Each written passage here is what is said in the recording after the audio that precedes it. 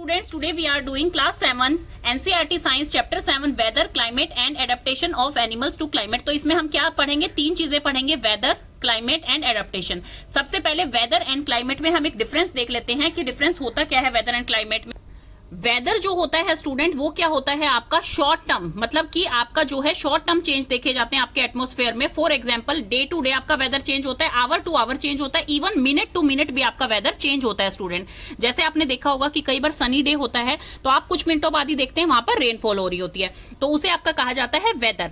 जो कि आप जैसे फोरकास्ट में देखते हैं कि आप 1 वीक का फोरकास्ट देख लेते हैं कि इस दिन जो है रेनफॉल होगी, इस दिन सनी डे रहेगा, इस दिन प्रेसिपिटेशन होगी, तो ये चीजें आपको आपकी वेदर कंडीशन में पता लग जाती है, तो इसे कहा जाता है वेदर।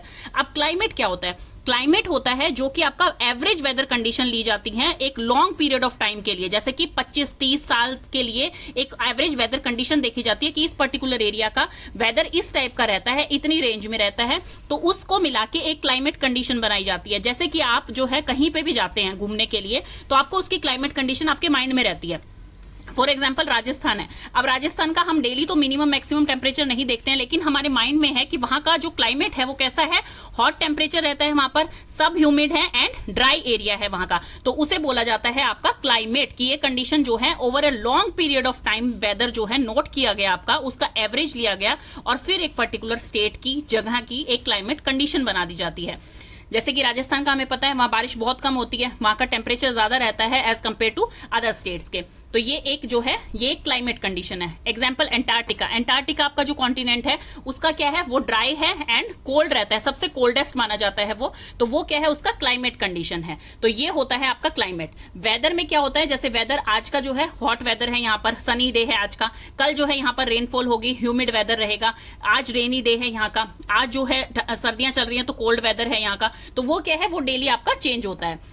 प्लीजेंट, ब्रीजी, ये सब जो है वेदर के एग्जांपल होते हैं। की साइंटिफिक स्टडी को क्या बोला जाता है, मेटेरोलॉजी, एंड क्लाइमेट की साइंटिफिक स्टडी को बोला जाता है क्लाइमेटोलॉजी। वेदर जो होता है वो क्या होता है आपका, वेदर स्टैटिस्टिक्स को देखकर, जो कलेक्टिव वेदर स्टैटिस्टिक्स है उसको देखकर आपकी वेदर कंडीशंस बताई जाती हैं। और कलेक्टिव मेट्रोलॉजिकल डेटा, मतलब कि कलेक्टिव मेट्रोलॉजिकल डेटा क्या होता है आपका, वेदर कंडीशन, की आप जो है एक लॉन्ग पीरियड तक एक पर्टिकुलर जगह की वेदर कंडीशंस देख रहे हैं तो आप उस पर्टिकुलर जगह का क्लाइमेट बता पाते हैं। तो आपको ये अब होप सो डिफरेंस अच्छी तरह से समझ आ गया होगा कि जो आपका वेदर होता है वो शॉर्ट टर्म चेंजेस होते हैं आपके एटमॉस्फेयर में। जैसे कि यहाँ पर आप बता पाएंगे कि भाई आज मंडे को ऐसा है, ट्यूसडे को, वेडनेसडे को, थर्सडे को, फ्राइडे को मिनट टू मिनट चेंज होता है, hour to hour, day to day ये चेंज होता है weather.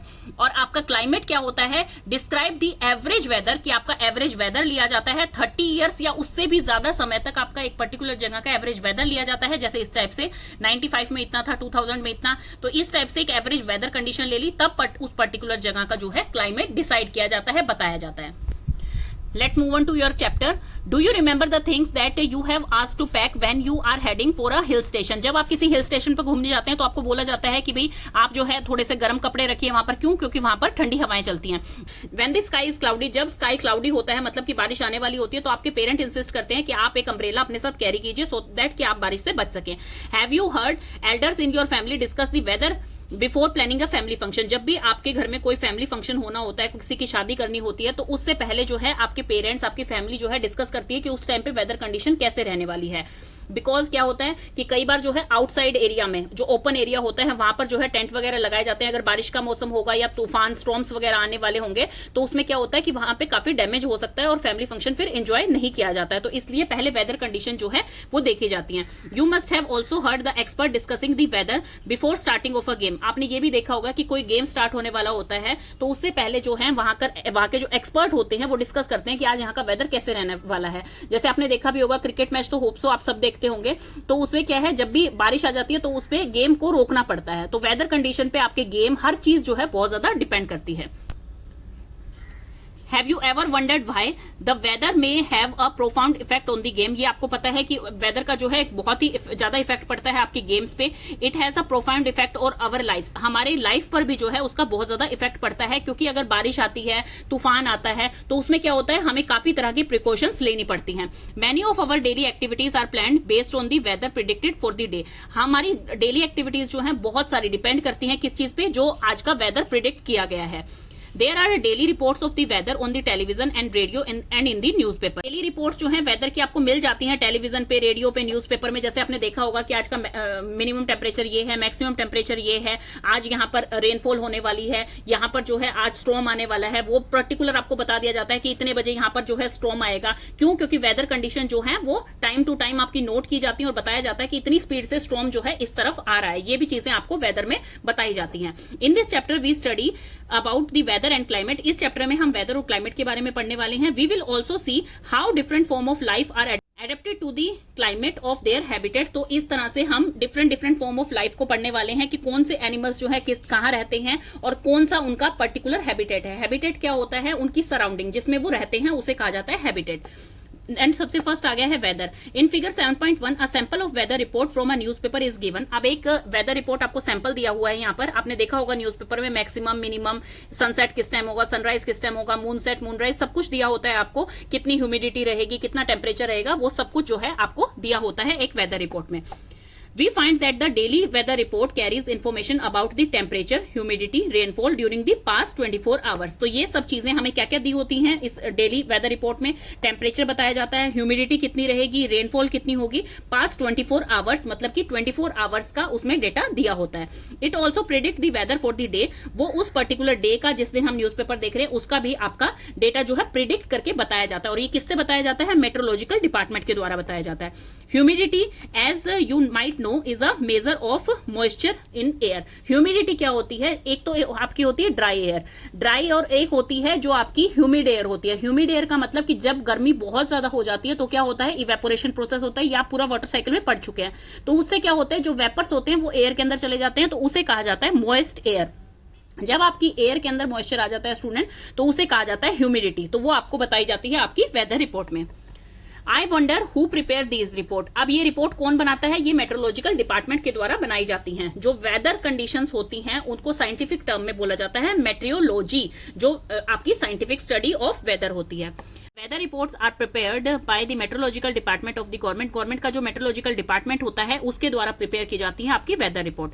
This department collects data on temperature, temperature देखा जाता है, wind etcetera, and makes the weather prediction. और वेदर की प्रिडिक्शन की जाती है कि कल आपका टेम्परेचर कैसा रहेगा, परसों कैसा रहेगा। जैसे कि आप देखते हैं कि फोरकास्ट आपका 1 वीक का कर दिया जाता है कि अभी जो है वेदर कंडीशन कैसी रहेगी।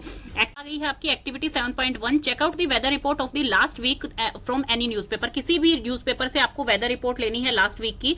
आप जो है वो न्यूज़पेपर अगर आपके घर पे नहीं आता, आप अपने नेबर से, फ्रेंड से, या फिर आप अपनी स्कूल लाइब्रेरी से भी उसे कलेक्ट कर सकते हैं। और सारे कटआउट्स जो हैं ऑन अ व्हाइट शीट और अ चार्ट पेपर, आप चार्ट पेपर पे या किसी व्हाइट शीट पर जो है उन्हें पेस्ट कर लीजिए।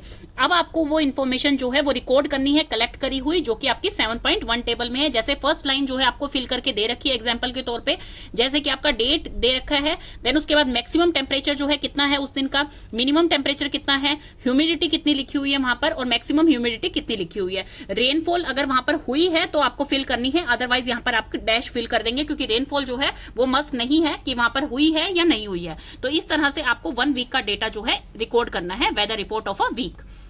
Rainfall may not be recorded for all the days since it may not rain every day. Leave the space for rainfall blank if the data is not available। जो मैंने आपको पहले बता दिया कि रेनफॉल जरूरी नहीं है कि हर दिन होती है आपकी, और अगर उस दिन की रेनफॉल नहीं दी हुई है तो आप यहाँ पर डैश लगा सकते हैं।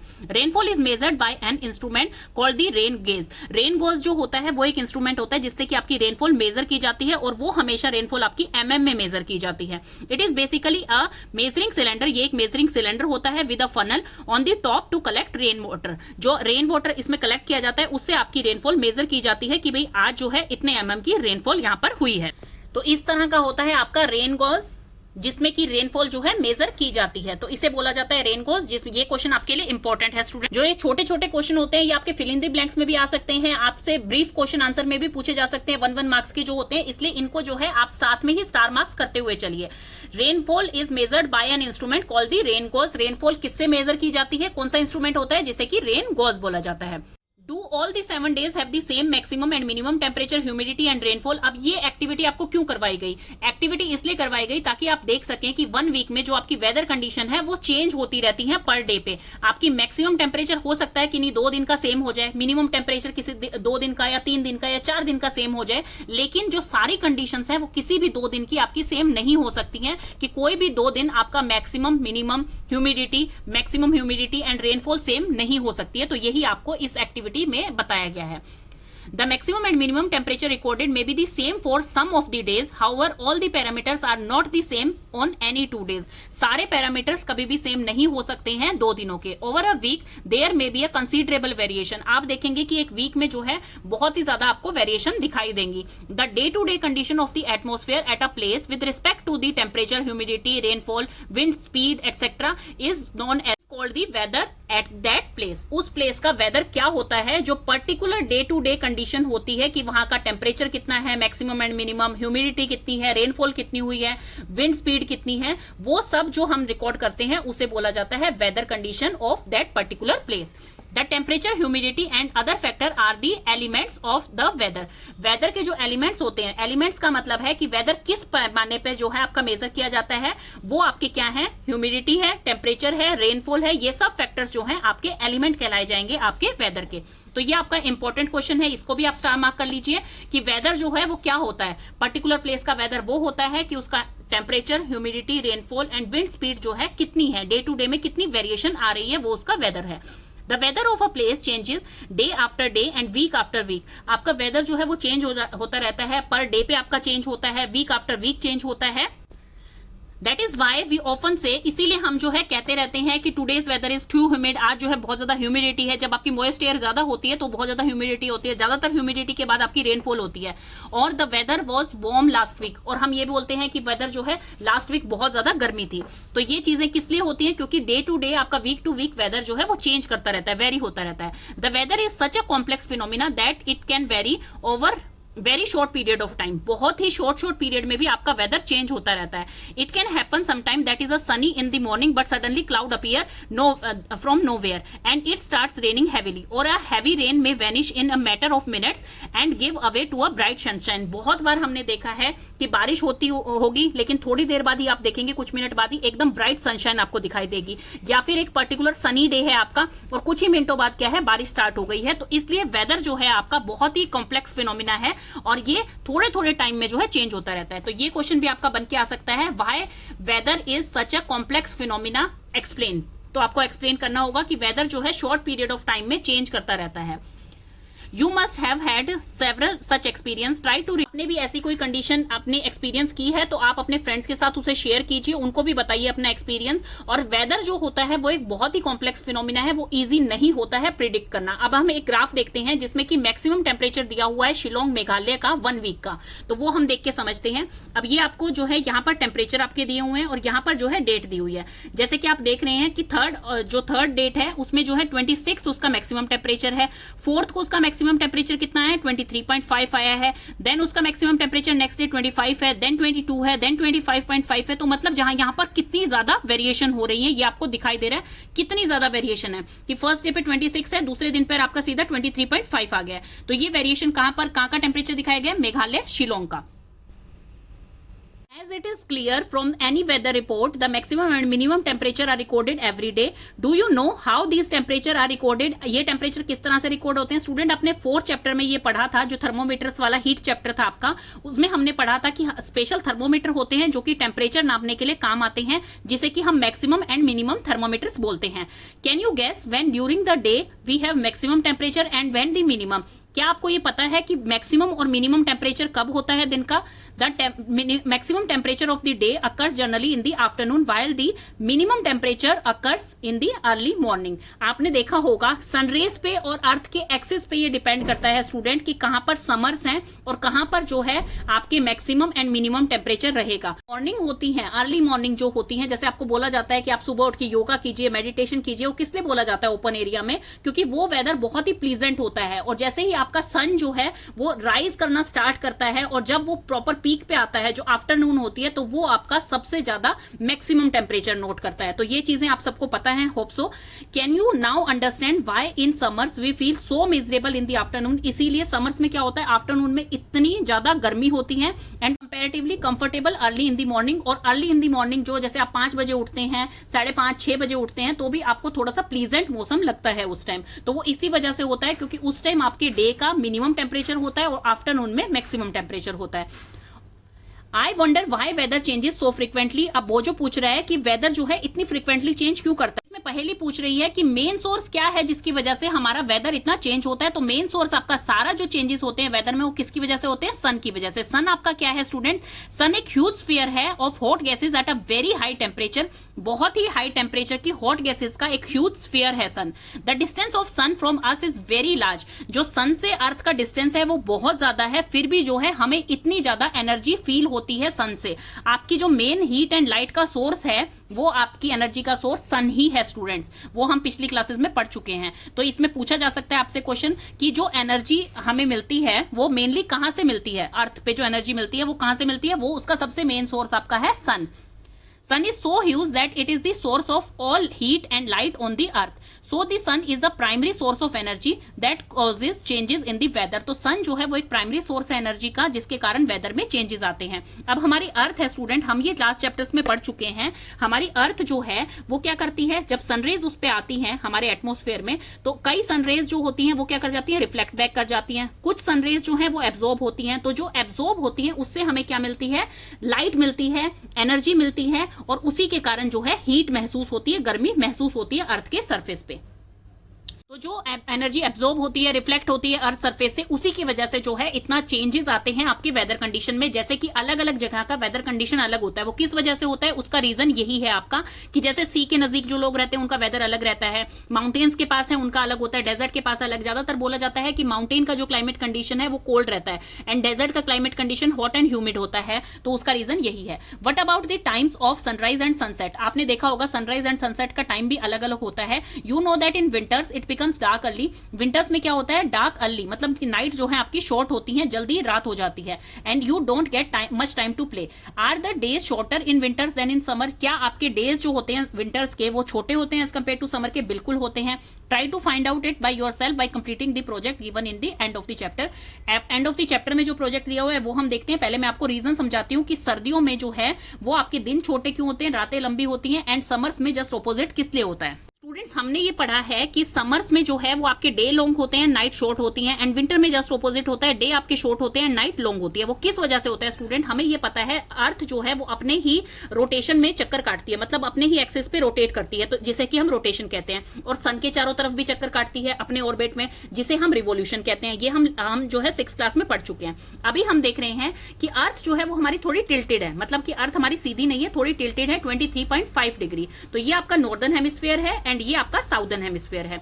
तो जब आपकी अर्थ रोटेट करती है, आपकी अर्थ रोटेट करती है सन के चारों तरफ, इसी वजह से आपके सीजन्स आते हैं स्टूडेंट। अगर अर्थ जो है वो एक ही जगह कांस्टेंट रहे तो फिर सनरेज जो है पर्टिकुलर उसी जगह पर पड़ेंगे, तो आपके समर एंड विंटर जो है अलग अलग नहीं आएंगी। अर्थ जो है सन के चारों तरफ चक्कर काटती है, इस वजह से आपके क्या है, समर्स एंड विंटर आपको महसूस होती हैं। तो अब देखिए उसमें क्या होता है कि आपका जो, जैसे कि मान लीजिए समर है, साउदर्न हेमिस्फीयर है, तो इस पे क्या है, आपकी सनरेज डायरेक्ट पड़ रही हैं, ठीक है। तो सनरेज क्या है, सनरेज आपकी डायरेक्ट अर्थ पे तो नहीं टच करती, आपने पढ़ा है कि एब्जॉर्ब होती हैं, कुछ कुछ रिफ्लेक्ट बैक कर जाती है। तो सबसे पहले सनरेज आपके एटमॉस्फेयर में आती हैं, फिर अर्थ के सरफेस पे जाती हैं, और फिर जो है आपकी अर्थ का जो है टेम्परेचर राइज करता है। तो इस तरह से जिस इलाके में जहां पर समर्स होंगी, यहां पर जैसे साउदर्न हेमिस्फीयर के आसपास के इलाके में समर्स है, नॉर्दर्न हेमिस्फीयर में यहाँ पे गर्मी ही रहेगी, चाहे अर्थ अपने एक्सिस पे घूमती रहे स्टूडेंट। ऐसा तो नहीं है ना, नॉर्थ से साउथ की तरफ तो नहीं घूम रही है, आपकी अर्थ जो है वो रोटेट करती है, वेस्ट टू ईस्ट आपकी अर्थ जो है रोटेट करती है। जब नॉर्दर्न हेमिस्फीयर से हम देखते हैं तो वो एंटी क्लॉकवाइज आपकी अर्थ रोटेट कर रही है, लेकिन रोटेट कितना भी करे वो, लेकिन ये इलाका जो है ये तो आपका डार्क में ही है, तो यहाँ पर तो विंटर्स ही रहेंगी। तो इसी कारण जो आपका इलाका है सामने, जो सनरेज जिस पे डायरेक्ट पड़ रही हैं, उससे क्या होता है, वो आपकी अर्थ सरफेस को जल्दी रीच करती हैं, इसलिए वहां पर डे टाइम आपका लॉन्ग हो जाता है। और विंटर्स में क्या होता है, यहाँ पर विंटर्स है जैसे, तो विंटर्स में क्या होता है, आपकी सनरेज ट्रेवल करती हैं, लेकिन आपके अर्थ सरफेस पे रीच करने से पहले पहले वो एटमॉस्फेयर में आती है, उसके बाद अर्थ सरफेस पे आती है, इसी वजह से उसमें टाइम जो है वो ज्यादा लगता है, इसी वजह से आपके डेज शॉर्ट हो जाते हैं एंड आपके जो नाइट होती हैं वो लॉन्ग हो जाती हैं विंटर्स में। ये क्योंकि अर्थ अपने एक्सिस पे घूमती है, मैंने जैसे आपको बताया नॉर्थ से साउथ की तरफ नहीं घूमती है बल्कि वो वेस्ट से ईस्ट की तरफ घूमती है। तो इसका सीधा सीधा रीजन आपका यही है, हमारी अर्थ टिल्टेड है, इस वजह से जो है हमें डे एंड नाइट जो है उसमें डिफरेंस फील होता है विंटर्स एंड समर सीजन में। अब आपका टॉपिक आ गया 7.2 क्लाइमेट। अभी तक हमने वेदर पढ़ लिया है। वेदर हमने देखा है कि शॉर्ट टर्म की कंडीशंस देखी जाती हैं जो डे टू डे की हो सकती हैं, hour to hour, minutes to minutes की होती हैं, जो कि आपका मतलब वेदर कंडीशन बताई जाती है कि वहां का आज वेदर कंडीशन कैसा रहेगा, मतलब कि ब्रीजी मौसम रहेगा, हॉट रहेगा, ह्यूमिड रहेगा, रेनफॉल होगी, तो वो सब वेदर में आते हैं। अब क्लाइमेट है, क्लाइमेट क्या होता है, जो कि एवरेज होता है वेदर कंडीशन का, मतलब लॉन्गर पीरियड ऑफ टाइम तक इसको नोट किया जाता है, जैसे 30 ईयर से अबव तक, 25 टू 30 ईयर्स आप बोल सकते हैं, इसके अबव तक वेदर कंडीशन पर्टिकुलर प्लेस की देखी जाती है। उसके बाद बताया जाता है कि वहां का क्लाइमेट कैसा है। तो क्लाइमेट जो है वो एक वास्ट है आपका, और वेदर जो है वो day to day, minute to minute आपका चेंज हो सकता है। क्लाइमेट आ जाता है, meteorologist records the weather every day. Meteorologist जो है आपका वेदर हर दिन रिकॉर्ड करते हैं। The record of weather have been preserved for the past several decades. Past several decades मतलब बहुत ही लंबे टाइम से जो आपकी वेदर रिकॉर्ड्स हैं वो प्रिजर्व करके रखे गए हैं। These help us to determine the weather patterns at a place. तो उससे क्या पता लगता है, पैटर्न पता लग जाता है कि जैसे अब कहीं पे हॉट एनवायरमेंट है तो वहां पर आप देखेंगे कि हमेशा टेम्परेचर जो है राइज रहता है, इस तरह की आपको वेदर कंडीशन मिलेंगी। अब कहीं पे आप कोल्ड देखेंगे तो वहां पर हो सकता है ज्यादातर आपको इसी तरह की मिले कि जहां पर टेम्परेचर जो है अप एंड डाउन बहुत ज्यादा लो टेम्परेचर पे ही कर रहा है। तो ये चीजें आपकी क्या है, ये आप एक एवरेज देख लेंगे कि वेदर पैटर्न कैसा बन रहा है उस पर्टिकुलर प्लेस का। The average weather pattern taken over a long time, मतलब कि 25 ईयर्स टू 30 ईयर्स तक जो एक पैटर्न बन रहा है उस पर्टिकुलर जगह का, उसको बोल दिया जाएगा कि वो क्लाइमेट है उस पर्टिकुलर प्लेस का। अब आपको होप सो अच्छी तरह से समझ आ गया है। वेदर जो होता है वो शॉर्ट ड्यूरेशन में भी नोट किया जा सकता है, एंड क्लाइमेट जो होता है वो एवरेज आपका वेदर कंडीशंस देखे जाती हैं 25 से 30 साल की, मतलब बहुत ही लंबे टाइम तक आपका वेदर पर्टिकुलर जगह का देखा जाएगा। उसके बाद उस जगह का क्लाइमेट डिसाइड किया जाएगा, बताया जाएगा कि ये ह्यूमिड है, हॉट प्लेस है, कोल्ड है। तो ये सब कुछ आपका डिपेंड करता है कि आपके पिछले 30 साल से वहां का वेदर कंडीशन कैसा रहा है। तो ये भी आपका एक इंपॉर्टेंट क्वेश्चन बन सकता है, इसको भी आप स्टार मार्क कर लीजिएगा कि वेदर क्या होता है, क्लाइमेट क्या होता है, इन दोनों में डिफरेंस क्या होता है। If we find that temperature at a place is high most of the time, अगर हम देखते हैं कि उस पर्टिकुलर जगह का टेम्परेचर हमेशा हाई ही रहता है ज्यादातर time, then we say that the climate of that place is hot. तो हम ये डिसाइड कर लेंगे कि क्लाइमेट जो है उस पर्टिकुलर प्लेस का वो हॉट है, कि वहां पर गर्मी ज्यादा रहती है। If there is also heavy rainfall on the most of the days in the same place, अगर सेम प्लेस पे रेनफॉल भी बहुत ज्यादा होती है तो हम उसका क्लाइमेट कैसा बोलेंगे, हॉट एंड वेट। वेट का मतलब है कि रेनफॉल ज्यादा हो रही है, हॉट का मतलब है कि वहां पे गर्मी ज्यादा है। In table 7.2 and 7.3 we have given the climatic condition at 2 places in India. अब दो जगह का इंडिया का यहाँ पर क्लाइमेटिक कंडीशन दे रखा है नीचे 7.2 में एंड 7.3 में। The mean temperature for a given month is found in 2 steps. आप उस 2 स्टेप्स में नीचे का मीन टेम्परेचर निकाल सकते हैं। First we find the average of the temperature recorded during the month. पूरे ने क्या किया है, एक पर्टिकुलर मंथ जो अभी चल रहा है लेटेस्ट, और पिछले 25 साल का डेटा आप ले लेंगे तो उससे आपको एवरेज पता लग जाएगी उसकी, जिससे कि आपको उस पर्टिकुलर जगह का आपको मीन टेम्परेचर पता लग जाएगा कि यहाँ की वेदर कंडीशन कैसी रहती है, तो आपको क्लाइमेट पता लग जाएगा वहां का। द 2 प्लेसेस आर श्रीनगर जो कि जम्मू कश्मीर में है, त्रिवेंद्रपुरम जो कि आपका केरला में है। तो यहाँ का आप जम्मू कश्मीर का हो गया, ये केरला का हो गया है। यहाँ पर हम क्लाइमेट इन्फॉर्मेशन देख रहे हैं, वेदर नहीं देख रहे हैं, इसीलिए हम यहाँ पर डे का नहीं ले रहे हैं, जो कि आवर टू आवर भी आपको बताया जाता है, वो होता है वेदर कंडीशन। यहाँ पर हम पर्टिकुलर क्लाइमेट देख रहे हैं, इसलिए आपका एक मीन ले लिया है, एवरेज ले लिया है। जैसे आपका ईयर है, पूरे ईयर में जनवरी में 31 डेज होते हैं, तो 31 डेज का एक एवरेज टेम्परेचर इन्होंने निकाल लिया है। तो मिनिमम, मैक्सिमम एंड रेनफॉल कितनी हुई है, दोनों में ये फिल कर दिया है इन्होंने। अब हम देख पा रहे हैं इससे कि आपका Jammu and Kashmir as compare to Kerala के ठंडा इलाका है एंड वहां रेनफॉल भी कम हो रही है। लेकिन जो आपका केरला है वहां पर रेनफॉल ज्यादा हो रही है एंड टेम्परेचर भी ज्यादा है। तो दैट मींस यहाँ का टेम्परेचर हॉट एंड वेट कहा जाएगा। वेट किस लिए, क्योंकि वहां पर रेनफॉल ज्यादा हो रही है, एंड हॉट किस लिए, क्योंकि टेम्परेचर भी वहां पर अच्छा खासा है as compare to Jammu Kashmir के। By looking table 7.2 and 7.3, we can easily see the difference in the climate of Jammu and Kashmir and Kerala. We can see that Kerala is very hot and wet, जो कि मैंने आपको पहले ही बता दिया, hot and wet है in comparison to Jammu and Kashmir। ऐसा नहीं कहेंगे हम कि केरला का टेम्परेचर पूरे इंडिया में hot and wet है, जम्मू कश्मीर के कंपैरिजन में हम यहाँ पर बता रहे हैं, क्योंकि इन दोनों का ही कंपेयर किया गया है यहाँ पर। Which has a moderately hot and wet climate for a part of the year। Similar data for the western region of India. अब वेस्टर्न रीजन देखते हैं इंडिया का हम। For example Rajasthan will show that the temperature is high during most of the year. ज्यादातर आप देखेंगे साल में राजस्थान का टेम्परेचर जो है ज्यादा ही रहता है, बट ड्यूरिंग विंटर्स में क्या होता है, which last only for a few month the temperature is quite low. लेकिन विंटर के मंथ में जो कि बहुत ही थोड़े टाइम के लिए रहता है, टेम्परेचर जो है वहां का लो हो जाता है।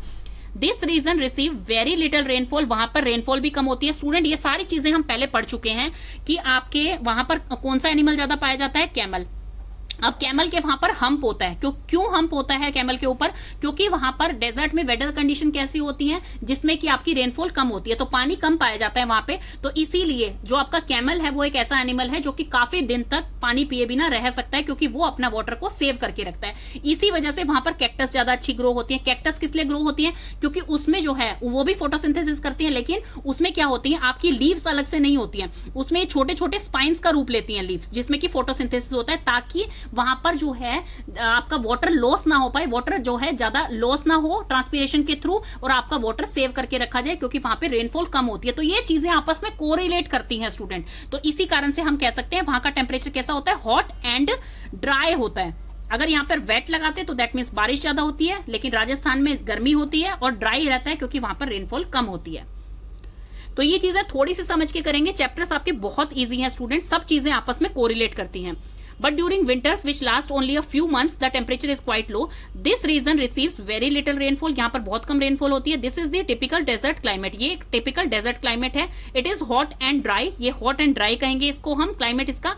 The north eastern India receives rain for a major part of the year. जहां पर जो आपका ईस्टर्न इंडिया है, अब नॉर्थ ईस्टर्न इंडिया कौन सा होगा स्टूडेंट, जैसे कि मान लीजिए ये आपका इंडिया का मैप है, तो नॉर्थ ईस्ट किसे कहते हैं स्टूडेंट हम, जो आपका ये वाला पार्ट है ये नॉर्थ है, ये साउथ है, ये वेस्ट है, ये ईस्ट है, तो ये वाला पार्ट होगा नॉर्थ ईस्ट, ये वाला पार्ट होगा नॉर्थ वेस्ट, ये वाला पार्ट होगा साउथ वेस्ट, ये वाला पार्ट होगा साउथ ईस्ट। तो इस तरह से बोलते हैं, इसमें कंफ्यूज बिल्कुल नहीं होना है, इजी वे में आपको समझना है।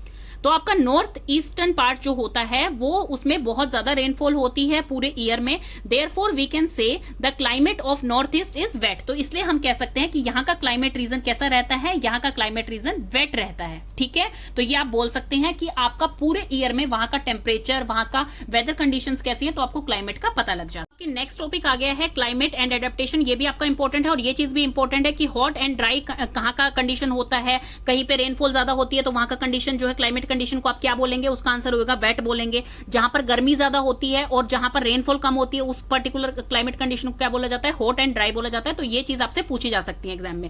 नेक्स्ट आपका आ गया है क्लाइमेट एंड एडेप्टेशन। अब क्लाइमेट क्या होता है वो हम पढ़ चुके हैं कि जो वेदर कंडीशन हम एवरेज लेते हैं उस पर्टिकुलर जगह का वो क्लाइमेट कंडीशन हमें पता लग जाता है। एडेप्टेशन क्या होता है, एडेप्टेशन का मतलब होता है किसी पर्टिकुलर जगह पर एक पर्टिकुलर पर्सन या ऑर्गेनिजम्स जो हैं या एनिमल्स जो हैं आपके, वो एडजस्ट कर रहे हैं क्लाइमेट कंडीशंस के हिसाब से, सारी कंडीशंस के हिसाब से। फॉर एग्जांपल जैसे आपने देखा होगा कि कई एनिमल्स जो हैं उनका एक हैबिटेट होता है फॉरेस्ट, वो फॉरेस्ट में रहना बड़ा पसंद करते हैं। क्यों, क्योंकि वहां का क्लाइमेट कंडीशन उनके हिसाब से है, वहां पर रेनफॉल उनके हिसाब से होती है, वहां पर जो है इतना घना जंगल होता है, उन्हें खाना आराम से मिलता है और वहां पर वो सेफ एंड सिक्योर महसूस करते हैं, यानी कि वहां पे उनका हैबिटेट होता है, वहां पर वो एडजस्ट हो जाते हैं उस पर्टिकुलर क्लाइमेट कंडीशन के हिसाब से, उसे एडेप्टेशन बोला जाता है। Climate has a profound effect on all the living organism. सारे लिविंग ऑर्गेनिज्म पे क्लाइमेट का जो है बहुत ज्यादा इफेक्ट पड़ता है। Animals are adapted to survive in the condition in which they live. Animals जो है वो एडेप्ट कर लेते हैं कि किस कंडीशन में वो सर्वाइव करेंगे, मतलब जी सकते हैं किस कंडीशन में, वो एडेप्ट हो जाते हैं उस चीज के।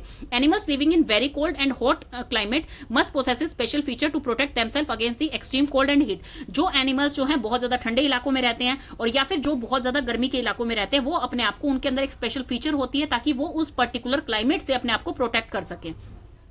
Recall from chapter 9 of your class 6 science book from definition of adaptation. Definition of adaptation आपकी 6th क्लास में क्या थी स्टूडेंट, की ability of living organism to adjust themselves to their surrounding. की भाई लिविंग ऑर्गेनिज्म की ऐसी एबिलिटी कि वो उस पर्टिकुलर टेम्परेचर में वहां पर जिंदा रह पा रहे हैं, अपनी सराउंडिंग में अच्छी तरह से रह पा रहे हैं, उसे कहा जाता है एडेप्टेशन। की भाई उन्होंने एडेप्ट कर लिया है, वो अपना लिया है वो particular climate.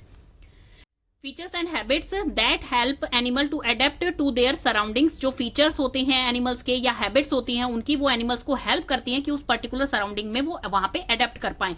Are as a result of process of evolution. Evolution आपकी क्या होती है, जैसे कि हमारे पूर्वज जो थे वो रहते आए हैं, उनकी जो कंडीशंस थी वो धीरे धीरे जो है जनरेशन वाइज पास होती गई है, उसे इवोल्यूशन कहा जाता है। तो ऐसे फीचर्स या हैबिट्स जो एनिमल्स को हेल्प करते हैं कि उस पर्टिकुलर सराउंडिंग में वो रह पाए। In chapter 9 you will learn about the effect of weather and climate on soil. अभी चैप्टर 9 जो आपका आएगा 7th क्लास में, उसमें हम पढ़ेंगे कि क्या इफेक्ट होता है हमारे वेदर और क्लाइमेट का हमारी सोइल पे, मतलब प्लांट्स पे क्या इफेक्ट होता है। Here we study the effect of climate on animals only. इस चैप्टर में हम सिर्फ पढ़ेंगे कि क्लाइमेट का क्या इफेक्ट पड़ता है एनिमल्स पे। इन क्लास 6 हम 6th क्लास में जो है पहले ही पढ़ चुके हैं कुछ adaptation of animal to certain habitat की, पर्टिकुलर हैबिटेट में कैसे एडेप्ट कर पाते हैं वो अपने आप को। As example of adaptation of animals to climatic condition we discuss only animals living in polar region and tropical rain forest. इस चैप्टर में हम उन एनिमल्स की बात करने वाले हैं जो पोलर रीजन्स में रहते हैं या फिर ट्रॉपिकल रेन फॉरेस्ट में रहते हैं। अब देखिए ये पर्टिकुलर होते क्या हैं स्टूडेंट। जो ये एरिया होता है अब आपके पोलर रीजन्स और ट्रॉपिकल रेन फॉरेस्ट रीजन कौन से होंगे, जो ये होते हैं आपके नॉर्थ एंड साउथर्न हेमिस्फीयर जो होते हैं, ये होते हैं आपके पोलर रीजन्स। ये नॉर्दर्न पोलर है, ये आपका साउदर्न पोलर है। और जो आपके ट्रॉपिकल रेन फॉरेस्ट रीजन बोला जाता है वो कौन से होते हैं, वो नियर इक्वेटर होते हैं। तो ये आपका एरिया हो गया है, ये होता है आपका ट्रॉपिकल रीजन। तो ये आपको समझ आ गया है अच्छी तरह से। इन्हीं दोनों की यहां पर एनिमल्स की बात करेंगे हम। As the name suggest the polar region are situated near the poles, जो कि आपका साउथ पोल और नॉर्थ पोल है। Some well known countries that belongs to the polar region. Polar region पे आपकी मेनली कौन सी कंट्रीज हैं, कनाडा है, Greenland, Iceland, Norway, Sweden, Finland, Alaska in USA and Siberian region of Russia.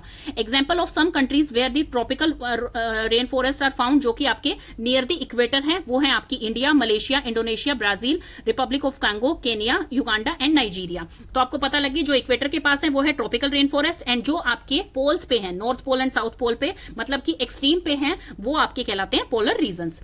अब आपकी एक्टिविटी 7.2 आ गई है। Take an outline map of the world. आप वर्ल्ड का एक आउटलाइन मैप निकालिए। Mark the polar regions in blue. आप पोलर रीजन्स को ब्लू में मार्क कीजिए। Similarly mark the tropical region in red, और ट्रॉपिकल रीजन्स को रेड में मार्क कीजिए। पोलर रीजन आपका आ गया है जो कि आपने ब्लू कलर में मार्क किया है। The polar region present an extreme climate, जो है बहुत ही ज्यादा एक्सट्रीम क्लाइमेट रहता है। These regions are covered with snow. वो रीजन जो होते हैं वो स्नो से कवर्ड रहते हैं, मतलब कि बर्फ से कवर्ड रहते हैं। एंड इज वेरी कोल्ड, और बहुत ठंडे होते हैं for most part of the year, ज्यादातर पूरे साल।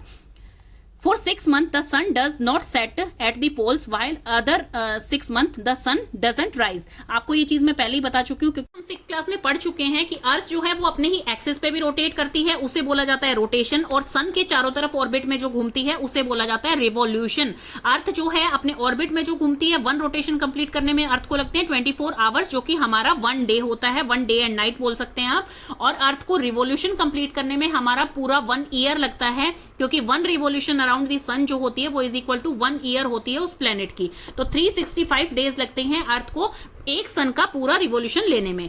तो अब देखिए 6 मंथ तक, जब तक अर्थ जो है इस तरफ है, जब तक उसका नॉर्दर्न हेमिस्फेयर पूरा डार्क में है, मतलब कि 6 मंथ तक इस पोलर रीजन में क्या रहेगी, नाइट रहेगी। यहां पर सनराइज नहीं होगा, बिकॉज हमारी अर्थ रोटेट कर रही है अपने एक्सिस पे, और आपके north and south pole rotate नहीं कर रहे हैं स्टूडेंट। जब आपकी अर्थ जो है अपने ही एक्सिस पे घूम रही है, उस टाइम आपके वेस्ट से ईस्ट डायरेक्शन की तरफ अर्थ जो है वो रोटेट करती है, मतलब ये रोटेट कर रहा है। तो नॉर्थ पोल जहां है वो वहीं रहेगा, मतलब वहां पर सनरेज नहीं आएंगी फॉर 6 मंथ।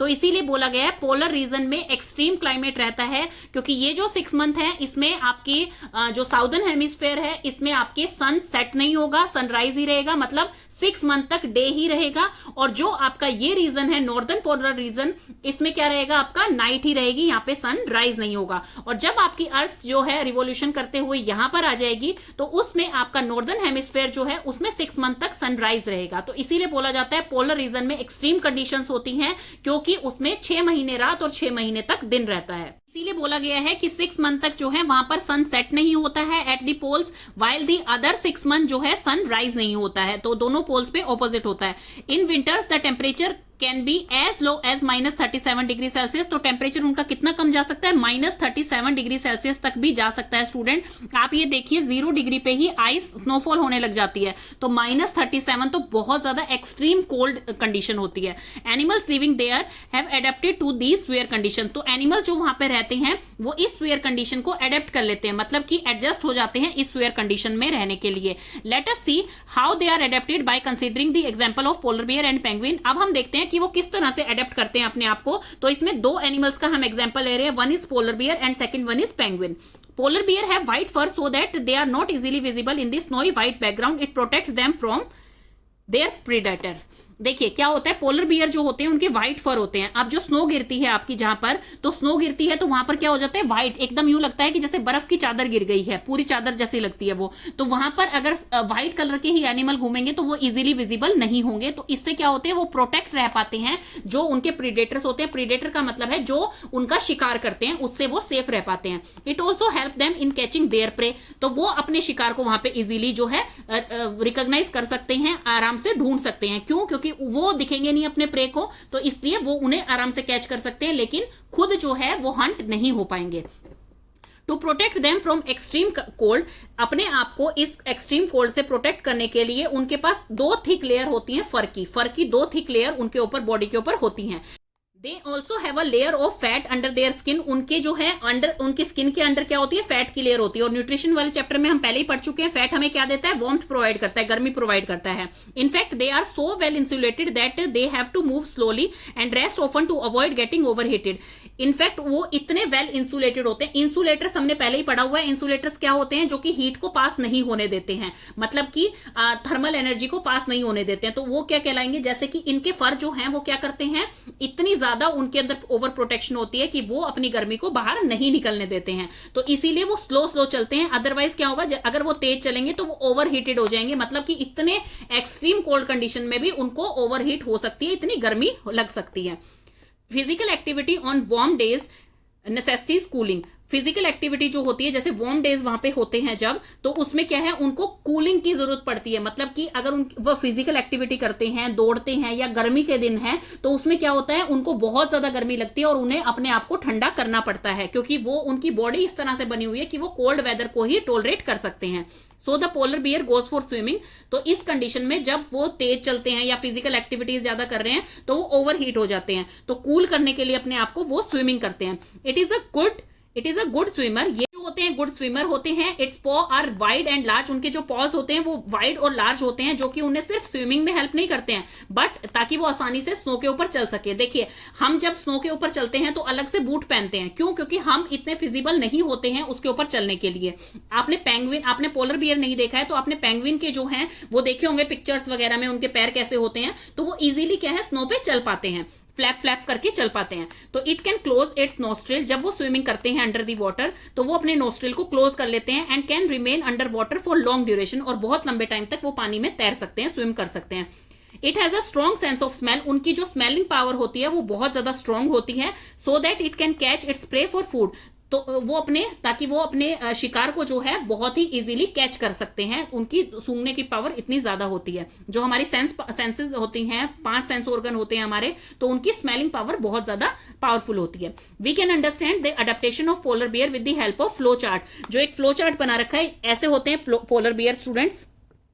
तो ये भी आप स्टार मार्क करेंगे, ये भी आपका इंपॉर्टेंट क्वेश्चन बन सकता है कि पोलर बियर जो होते हैं, एक तो इनके ऊपर फर होते हैं जिनकी डबल लेयर होती है फर की, सो दैट कि ये क्या काम करते हैं, इंसुलेटेड रहते हैं। इंसुलेटर का काम करते हैं कि हीट को अपने अंदर से निकलने नहीं देते। अंडर द स्किन इनके पास एक फैट लेयर होती है, जिसमें क्या होती है, फैट लेयर क्या करती है, हमें वार्मथ प्रोवाइड करती है। तो इसमें क्या है, its predator and prey are unable to see it.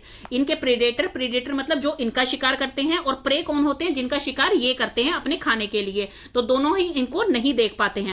2 thick layer of fur, 2 thick layer होती हैं फर की। These keep it warm in cold weather. तो ये क्या करती हैं, इसे कोल्ड वेदर में वार्म प्रोवाइड करती हैं। It has a layer of fat under its skin. Skin के अंदर एक फैट की लेयर होती है जो क्या करती है, insulate its body from cold and keep it warm, जो कि इंसुलेटर का काम करती है और इनकी बॉडी को वार्म रखती है। It has long curved and sharp close. इनके शार्प क्लोज होते हैं, ये देखिए शार्प क्लोज होते हैं, जिसके कारण की क्या होता है, ये आइस के ऊपर इजीली चल पाते हैं। It has a very strong sense of smell. इनकी स्मेलिंग पावर बहुत ज्यादा स्ट्रॉन्ग होती है, तो ये अपने प्रे को कैच कर लेते हैं, इजीली लोकेट कर लेते हैं कि वो कहां पे मिलेगा। The white fur is not easily visible in snowy white background. तो इस वजह से इनके प्रे और प्रेडेटर इनको नहीं देख पाते हैं। तो ये आपका बहुत ही इंपॉर्टेंट है, पूरा पैराग्राफ इसमें अच्छी तरह से इन्होंने समझा दिया है। Another well known animal in the polar reason is the penguin. Another जो एनिमल है आपका जिसकी आज बात की जा रही है वो है आपका penguin. It is also white and merges well with the white background. ये भी जो होते हैं व्हाइट कलर के होते हैं और व्हाइट बैकग्राउंड के साथ बहुत अच्छी तरह से मर्ज कर पाते हैं।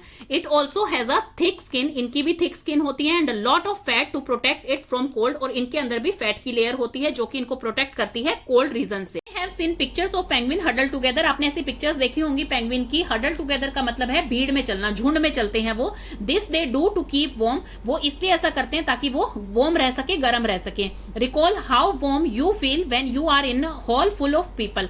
आप याद कीजिए कि कभी जो है किसी हॉल में आप हैं जहां पे बहुत ज्यादा लोग हैं, तो उसमें क्या होता है, हीट प्रोड्यूस होती है। और हीट प्रोड्यूस किस लिए होती है स्टूडेंट? क्योंकि जितने ज्यादा लोग होंगे उतने ही वो इनहेल कर रहे हैं एयर को और एक्सहेल कर रहे हैं, तो जितने ज्यादा पर्सन होते हैं वहां पर वार्म प्लेस रहता है वो। अब ये देखिए फीट दिखा रखे हैं पेंगुइन के।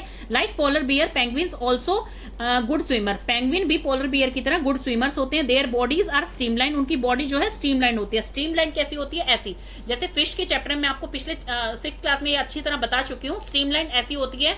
स्ट्रीमलाइन बॉडी क्या होती है? इजीली स्विम करना उनके लिए आसान होता है। Their bodies are streamline and their feets have web, उनके फीट्स जो होते हैं वो वेब्ड फीट होते हैं, मेकिंग देम गुड स्विमर, जो कि उन्हें गुड स्विमर बनाते हैं। Other animals living in the polar region are many type of fishes. Polar region में और कौन से एनिमल्स रहते हैं? बहुत तरह की फिशेज रहती हैं। मस्क ऑक्सिन रहते हैं, रेनडियर्स रहते हैं, foxes, seals, whales and birds. It is to be noted that while fish can remain under cold water for long, fish जो है कोल्ड वाटर के अंदर रहती है बहुत लंबे टाइम तक। Birds must remain warm to survive, birds को वार्म चाहिए होती है सर्वाइव करने के लिए, जीने के लिए। They migrate to warmer region when winter sets in, जब विंटर्स आती हैं, जब बहुत ज्यादा कोल्ड एनवायरमेंट वहां का क्लाइमेट हो जाता है, तो वो क्या करते हैं, वो जो है बर्ड्स माइग्रेट कर जाते हैं वार्मर रीजन में, मतलब गर्म जगहों पर चले जाते हैं। आपने 6th क्लास में पढ़ा था माइग्रेटरी बर्ड्स। माइग्रेटरी बर्ड्स मतलब जो अपना जहां पर वो रहते हैं, जहां पे उनका हैबिटेट है, उस जगह को छोड़ के वो दूसरी जगह पर चले जाते हैं ताकि वो वहां पर जो है उनको वार्मथ मिल सके, उनको जो है उस जगह पर आराम से रह सके, इसलिए वो माइग्रेट कर जाते हैं एक जगह से दूसरी जगह पर। क्योंकि यहाँ पे एक्सट्रीम ठंड हो जाती है तो उन्हें यहाँ पर क्या है, वार्मथ नहीं मिल पाती है, तो इसलिए वो दूसरी जगह पर चल जाते हैं। They come back after the winter is over, वो वापस आ जाते हैं जब विंटर वहां पर खत्म हो जाती है। So probably that India is one of the destination of many of these birds. India भी उनमें से एक डेस्टिनेशन है जहां पर माइग्रेटरी बर्ड्स आकर रहते हैं। You must have seen or heard about the Siberian crane that comes from Siberia to place like Bharatpur in Rajasthan and Sultanpur in Haryana. ये बिल्कुल हम पढ़ चुके हैं, जो हमने बर्ड सेंचुरी पढ़ी थी लास्ट ईयर, उसमें क्या है ये दे रखा था आपको। साइबेरियन क्रेन क्या है, वो एक माइग्रेटरी बर्ड है जो कि आपको कहाँ देखने को मिलेगी, साइबेरिया से आती हैं वो। और भरतपुर बर्ड सेंचुरी जो है राजस्थान में, एंड सुल्तानपुर जो कि आपके हरियाणा में है, उसमें ये साइबेरियन क्रेन आपको देखने को मिलेंगी। हैं आपके migratory bird in their habitat, migratory birds in flight, ये आपके साइबेरियन क्रेन है और ये फ्लाइट मोड में है जब ये माइग्रेट करते हैं एक जगह से दूसरी जगह। Did you know some migratory birds travel as much as 15,000 kilometre to escape the extreme climatic condition at home. अपने घर से 15,000 किलोमीटर दूर जाते हैं वो, ताकि वो उस एक्सट्रीम कंडीशन से बच सकें। Generally they fly high where the wind flow is helpful, वो बहुत ऊंचाई पे जो है उड़ते हैं, इसीलिए जो विंड होती है उसके फ्लो में वो उनके लिए बहुत हेल्प करती है ताकि उनको उड़ने में हेल्प हो सके। And the cold condition allow them to disperse the heat generated by their flight muscles. इतनी ठंडी एरिया में क्या होता है, जब वो फ्लाई करते हैं, जब फिजिकल एक्टिविटी कोई भी करता है अपनी बॉडी की, तो क्या होता है, हीट जनरेट होती है। तो वही चीज इनके साथ है, जब वो फ्लाई करते हैं तो एक तो विंड हेल्प करती है और उनकी जो कोल्ड कंडीशन है वो भी जो है वो क्या करती है, चली जाती है, हीट जनरेट होती है जब वो उड़ते हैं तो फ्लाई करते हैं। But how these birds travel to the same place year after year is still mystery. तो ये अभी तक मिस्ट्री है कि हर साल सेम प्लेस पे वो ईयर आफ्टर ईयर कैसे चले जाते हैं। It seems that these birds have a built in sense of direction, इनके अंदर हो सकता है सेंसिंग पावर जो है बहुत ही अच्छी है कि ये डायरेक्शन जो है ये जान पाते हैं। And know in which direction to travel, कि किस डायरेक्शन में इन्हें ट्रेवल करना है। Some birds probably use landmarks to guide them, कुछ बर्ड्स जो है वो लैंडमार्क्स यूज करते हैं। लैंडमार्क क्या होता है स्टूडेंट, जैसे आपसे बोला जाता है कि भाई आप जो है अपने घर का एड्रेस दीजिए, तो उसके नीचे आप एक लैंडमार्क लिखते हैं कि भाई ऑपोजिट दिस बैंक या ऑपोजिट दिस मार्केट या ऑपोजिट दिस गार्डन, तो वो होता है एक लैंडमार्क कि भाई उस जगह का आपको इजीली पता लग जाए, जो भी वहां का पॉपुलर प्लेस होता है उसके पास आपका घर है, तो वो होता है लैंडमार्क। तो हो सकता है कि बर्ड्स जो है कोई लैंडमार्क यूज करते हैं। Many birds may be guided by the sun during the day, day time में वो सन से गाइड लेते हैं, एंड स्टार्स जो है नाइट में उनको देखकर जो है वो अपना रास्ता ढूंढ पाते हैं। There is some evidence that birds may use the magnetic field of the earth to find direction. Birds जो हैं वो अर्थ की मैग्नेटिक फील्ड यूज करते हैं अपनी डायरेक्शन फाइंड आउट करने में। And it is not only birds that migrate. यहां पर आप पहेली के क्वेश्चन का आंसर आ रहा है, do fishes and butterflies also migrate like birds? Yes, fishes and butterfly also migrate like birds. And it is not only birds that migrate, सिर्फ बर्ड्स ही माइग्रेट नहीं करते हैं, mammals, many type of fishes and insects are also migrate seasonally in search of more hospitable climate, ताकि उनके लिए जो favourable climate है वो उन्हें मिल सके। जैसे हमने बात की थी कि आपके साइबेरियन क्रेन जो हैं, जो माइग्रेटरी बर्ड हैं, वो आपके इंडिया में कहाँ कहाँ पाए जाते हैं, जैसे कि भरतपुर बर्ड सेंचुरी है राजस्थान में, सुल्तानपुर है हरियाणा में, and some wetlands of north east and some other parts of India में भी ये पाए जाते हैं। तो ट्रॉपिकल अब आ गया है आपका tropical rain forest. Tropical region जो होता है generally hot climate because of its location around the equator. अब ये देखिए, जो पोलर रीजन्स थे, नॉर्थ एंड साउथ पोल जो थे, उसमें क्या होता है, आपकी सनरेज बहुत ज्यादा नहीं गिरती हैं। आपकी सनरेज सबसे ज्यादा कहां पर आती है, लाइट कहां पर आती है सन की, इक्वेटर पे सबसे ज्यादा आती है। तो इक्वेटर के पास वाले रीजन को ही हम ट्रॉपिकल रेन फॉरेस्ट रीजन बोलते हैं। तो यहां पर कैसा कंडीशन होगा आपका, यहां पर हॉट कंडीशन होगी, गर्मी ज्यादा होगी। The tropical region has generally a hot climate because of its location around the equator. Even in the coldest month, the temperature is generally higher than about 15 degree Celsius. अभी हमने polar region में पढ़ा था कि वहां पर temperature -37 degree Celsius तक चला जाता है, और यहां पर जो कोल्डेस्ट मंथ होता है उसका टेम्परेचर हमेशा हाई ही रहता है 15 डिग्री सेल्सियस से। ड्यूरिंग हॉट समर्स, जो हॉट समर्स होती हैं, तो यहाँ का टेम्परेचर 40 डिग्री सेल्सियस को भी क्रॉस कर जाता है। Days and nights are almost equal in length throughout the year. यहाँ पर डे एंड नाइट जो है वो throughout the year equal ही रहती हैं। मतलब ऐसा नहीं है कि कभी नाइट लंबी होंगी, कभी डेज जो हैं वो लंबे होंगे, तो ऐसा नहीं होता है, यहाँ पर ऑलमोस्ट इक्वल ही रहते हैं। These regions get plenty of rainfall. इन रीजन्स में जो है रेनफॉल भी ज्यादा होती है। An important feature of this region is the tropical rain forest. जो इंपॉर्टेंट फीचर होता है इस रीजन का वो है tropical rain forest. Tropical rainforests are found in Western Ghats and Assam in India, Southeast Asia, Central America and Central Africa. Because of continuous warmth and rain, this region supports wide variety of plants and animals. क्योंकि यहाँ पे rainfall जो है ज्यादा होती है, continuous warmth ज्यादा होती है, तो क्या होती है, सॉइल आपकी ज्यादा क्या होती है, फर्टाइल हो जाती है। तो इसीलिए यहाँ पर जो है वाइड वेराइटी ऑफ प्लांट्स मिलते हैं एंड एनिमल्स भी पाए जाते हैं। The major types of animals lying in the rain forest are monkey, apes, gorillas, tiger, elephant, leopards, lizard, snakes, birds and insects. तो ये एनिमल्स यहाँ पर पाए जाते हैं। Let us read about the adaptation of these animals to a hot humid climate. अब hot इसलिए बोला गया क्योंकि गर्मी ज्यादा होती है, ह्यूमिड इसलिए बोला गया क्योंकि ह्यूमिडिटी ज्यादा रहती है, एयर में मॉइस्चर ज्यादा रहता है यहाँ पर। The climatic condition in rain forest are highly suitable for supporting an enormous number of and a variety of animals. यहाँ पर जो कंडीशन होती है वो बहुत ज्यादा कई एनिमल्स को सपोर्ट करती है, बहुत ज्यादा नंबर ऑफ एनिमल्स को सपोर्ट करती है।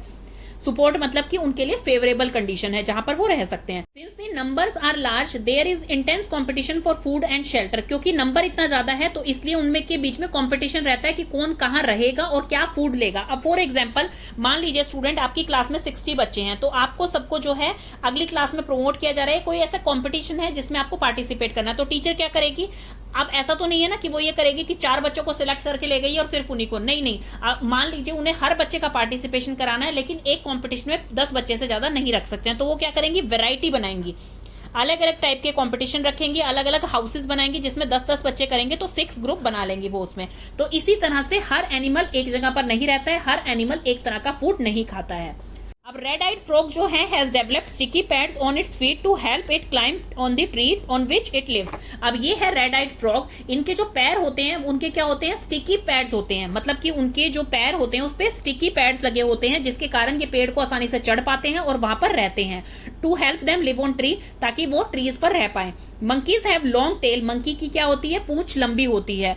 फॉर ग्रेस्पिंग ब्रांचेस, ताकि वो ब्रांचेस को इजीली पकड़ पाए, ताकि वो एक ब्रांच से दूसरी ब्रांच पे, दूसरी से तीसरी पे, इस तरह से वो पेड़ों पे आराम से रह सकें। देयर हैंड्स एंड फीट, जैसे कि आप ये देख पा रहे हैं मंकी, इसकी की टेल लंबी है, एंड ये जो फ्रॉग है, रेड आइड फ्रॉग जो है, उसके जो फीट हैं उस पे क्या है, स्टिकी पैड्स हैं। हैंड्स एंड फीट, उनके हाथ और पैर ऐसे होते हैं कि वो जो है इजीली होल्ड कर पाते हैं ब्रांचेस को। As there is competition for food, यहाँ पर फूड में कंपटीशन है। Some animals are adapted to get food not easily reachable, कुछ एनिमल्स जो हैं उनको फूड इजीली नहीं मिल पाता है जिसके वो आदी हैं।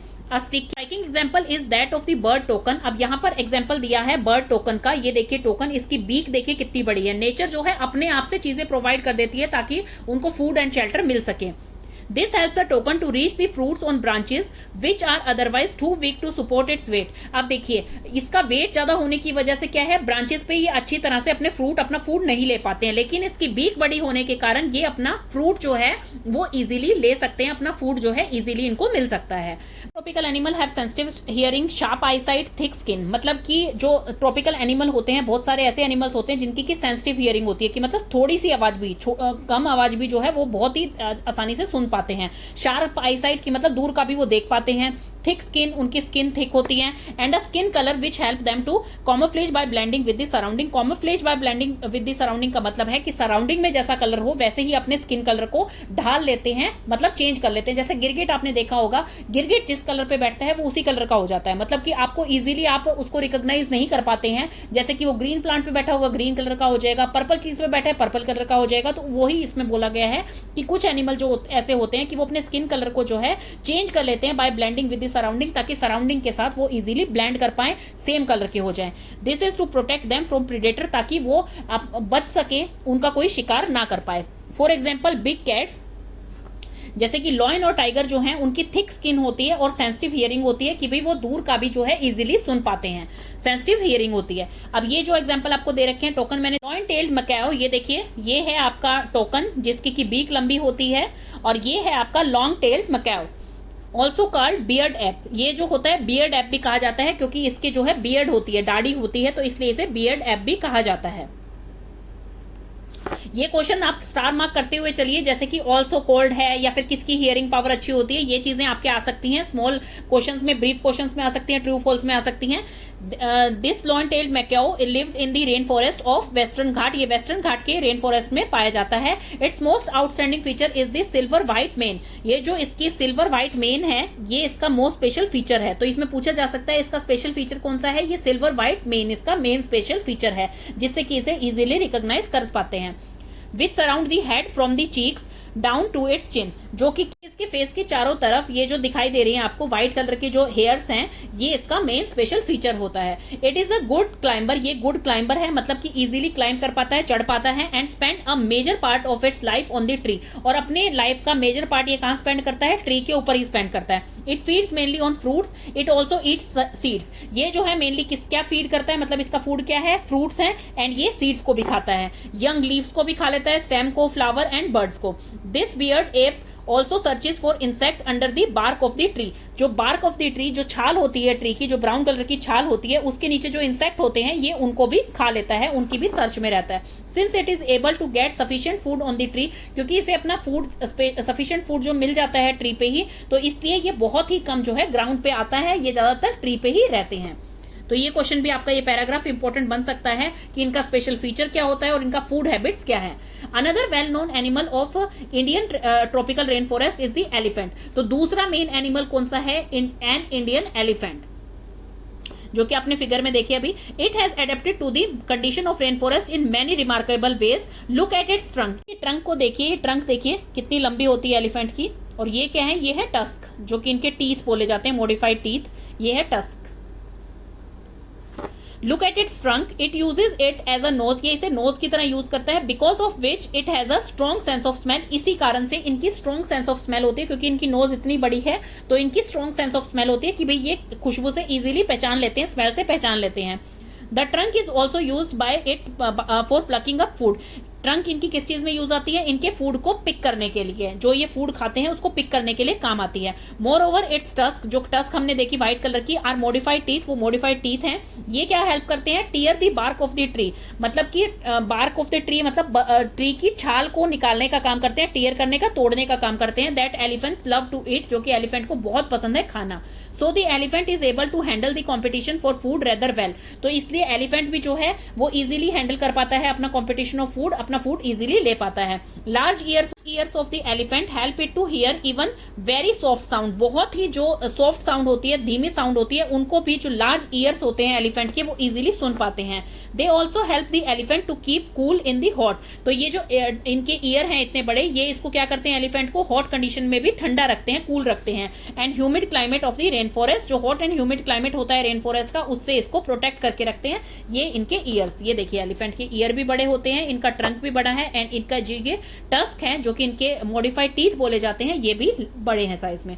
अब आपके आगे हैं कीवर्ड्स। एडेप्टेशन क्या होती है स्टूडेंट? एडेप्टेशन क्या होती है? Ability of living organism to adjust themselves to their surrounding, अपनी सराउंडिंग में इजीली एडजस्ट करने को कहते हैं एडेप्टेशन, की वो कंडीशन उन्होंने एडेप्ट कर ली। क्लाइमेट क्या होता है? क्लाइमेट होता है एवरेज वेदर कंडीशन, जो कि लॉन्गर पीरियड ऑफ टाइम तक किसी वेदर कंडीशन को मॉनिटर किया जाता है, उसका एवरेज लिया जाता है, फिर वो आपका क्लाइमेट बनता है। एलिमेंट्स ऑफ वेदर क्या है? जैसे आपका टेम्परेचर हो गया है, जिसमें मैक्सिमम मिनिमम टेम्परेचर हो गया है, ह्यूमिडिटी हो गई है, रेन हो गई है, विंड हो गई है, तो ये सब क्या है आपके, ये एलिमेंट्स है वेदर के। ह्यूमिडिटी क्या होती है कि कितना मॉइस्चर है आपकी एयर में, वो होती है ह्यूमिडिटी। मैक्सिमम टेम्परेचर मतलब कितना टेम्परेचर सबसे मैक्सिमम, आज का हाई टेम्परेचर क्या हुआ है। क्या होता है? माइग्रेशन का मतलब होता है जैसे कि ट्रांसफर होना, कि भाई एक जगह से दूसरी जगह पर जाना। जैसे आपने देखा होगा कि आप जब कोई डिग्री करता है तो उसको पिछली यूनिवर्सिटी की माइग्रेशन सर्टिफिकेट लेनी पड़ती है ताकि वो अगली यूनिवर्सिटी में जा रहा है, अब उसको छोड़ के वो दूसरी यूनिवर्सिटी में जा रहा है तो उसे एक माइग्रेशन सर्टिफिकेट की जरूरत होती है। जैसे इस चैप्टर में आपने पढ़ा माइग्रेटरी बर्ड्स, जो कि कोल्ड रीजन को छोड़ के दूसरे टेम्परेचर वाले रीजन में आ जाते हैं, जो उनके लिए फेवरेबल है, जहां पे वो इजीली अडेप्ट कर पाते हैं। मिनिमम टेम्परेचर क्या होता है? जो कि लोवेस्ट टेम्परेचर होता है दिन का, मैक्सिमम हाईएस्ट और minimum lowest temperature. Polar region क्या होता है? पोलर रीजन होता है जो कि एक्सट्रीम रीजन है आपके उस पे पाए जाते हैं, जो कि आपके north pole and south pole पाए जाते हैं, उन्हें पोलर रीजन बोला जाता है। जो कि आपके टू पोल्स होते हैं, जैसे ये नॉर्थ एंड ये साउथ, ये पोलर रीजन है हमारी अर्थ के, ये दोनों बिल्कुल एक्सट्रीम जो है ये पोलर रीजन है। देन है tropical rain forest. Tropical rain forest कौन सा रीजन होता है आपका?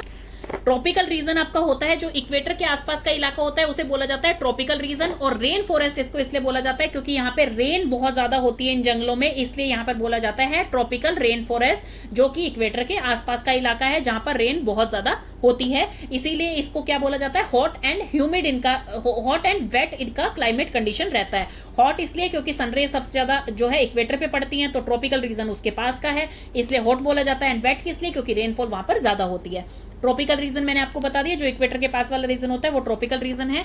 वेदर आपका क्या होता है? वेदर होता है कि शॉर्ट टर्म, जो कि आपका चेक किया जाए, day to day activity, hour to hour check किया जाए, उसे बोला जाता है वेदर। तो इसमें प्रॉपर डेफिनेशन आपको लिखनी है, तो आप लिखेंगे the day to day condition of the atmosphere at a place with respect to the temperature, humidity, rainfall, wind speed etcetera is the weather at that place. वो उस जगह का क्या होगा? वेदर होगा, मौसम होगा। ये चैप्टर आपका फिनिश हो गया है स्टूडेंट। कोई भी आपको डाउट हो तो आप मुझसे कमेंट सेक्शन में पूछ सकते हैं। Thank you.